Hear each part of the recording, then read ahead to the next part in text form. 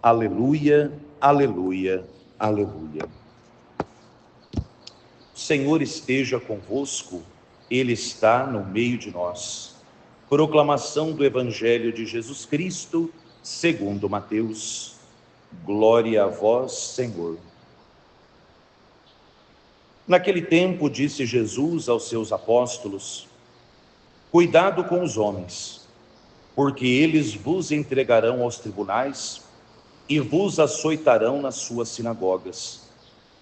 Vós sereis levados diante de governadores e reis por minha causa, para dar testemunho diante deles e das nações. Quando vos entregarem, não fiqueis preocupados como falar ou o que dizer. Então, naquele momento, vos será indicado o que deveis dizer. Com efeito, não sereis vós que havereis de falar, mas sim o Espírito do vosso Pai é que falará através de vós. O irmão entregará à morte o próprio irmão, o pai entregará o filho, os filhos se levantarão contra seus pais e os matarão. Vós sereis odiados por todos por causa do meu nome, mas quem perseverar até o fim, esse será salvo. Palavra da salvação, glória a vós, Senhor. Pelas palavras do Santo Evangelho, sejam perdoados os nossos pecados. Amém.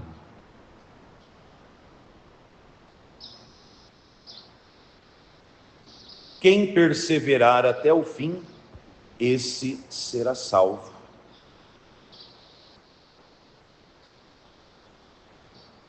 Queridos irmãos presentes aqui na capela da Casa de Nazaré, também você que medita conosco a palavra de Deus através do nosso canal no YouTube, hoje, nesta manhã do dia 26 de dezembro, nós com a igreja celebrando estes 8 dias, como se fossem um só, que é a oitava do Natal, celebramos hoje a festa de Santo Estevão, que é conhecido como o proto-mártir, ou seja, a primeira testemunha de Cristo. É claro, nós veremos que no dia 28, nós vamos celebrar a memória dos santos inocentes, aquelas crianças que Herodes mandou matar por ódio de Jesus. Mas Santo Estevão é o primeiro mártir porque, já após a ressurreição, tendo sido ordenado diácono pelos apóstolos, ele, depois da Páscoa, depois da vida, da glorificação de Jesus, ele vai derramar o seu sangue. E, de certo modo, a vida do cristão está orientada para o martírio. Nós ouvimos ontem no Evangelho do prólogo de São João, na missa do dia de Natal, São João dizendo: a luz veio para esse mundo, mas as trevas não receberam a luz. Ou seja, se nós pensamos num quarto muito escuro, se nós pensamos num ambiente muito escuro, e acendemos naquele ambiente um fósforo que seja, a luz daquele fósforo entra em combate com a escuridão daquele quarto, se destaca. Assim a vida do cristão. Como Cristo foi um sinal de divisão para aquele povo, aquele que se une a Cristo pela graça do batismo, aquele que se une a Cristo através do dom da Eucaristia que nós celebramos, adoramos e comungamos, ele também, não porque deseja fazer burburinho nesse mundo, mas a presença de um cristão no mundo é uma presença que incomoda. Sobretudo quando nós pensamos no testemunho de Estevão, que é perseguido pelo crime de ser cristão. Não tinha mais nada contra Estevão, era o crime de ser cristão. Por ódio a Cristo, se mata aqueles que seguem a Cristo.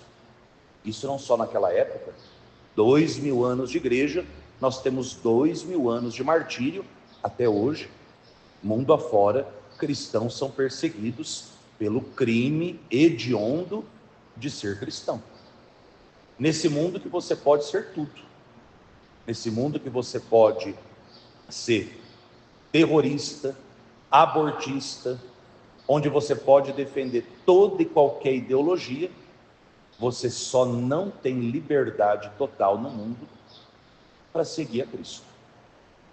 Se fala de tantas fobias nesse mundo que nós vivemos, e nada me tira da cabeça que nós vivemos um período de cristofobia muito grande, onde se você levanta um valor que o Evangelho defende, o mundo inteiro, ou grande parte desse mundo, olha para você e diz: essa presença nos incomoda. O mesmo aconteceu com Santo Estevão. Só que diferente desse mundo vingativo, rancoroso, odioso, Estevão, ele se iguala de tal maneira à vida de Cristo, ele reproduz de tal maneira na sua vida a vida de Cristo, que ele não apenas vive como Cristo, mas Santo Estevão morre como Cristo. Como é que Cristo morre?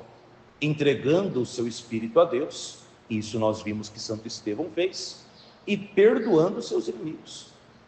Santo Estevão, as últimas palavras dele foram pedir perdão e misericórdia àqueles que o mataram.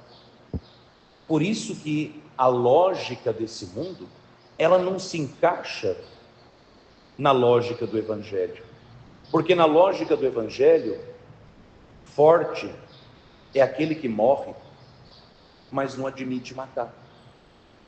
Forte é aquele que, ao invés de devolver na mesma moeda, entrega ao outro aquilo que recebeu de Cristo, o perdão e a misericórdia. Por isso disse Jesus no Evangelho: quando vocês forem aprisionados por minha causa, não usem discurso pronto, porque sou eu que vou falar através de vocês.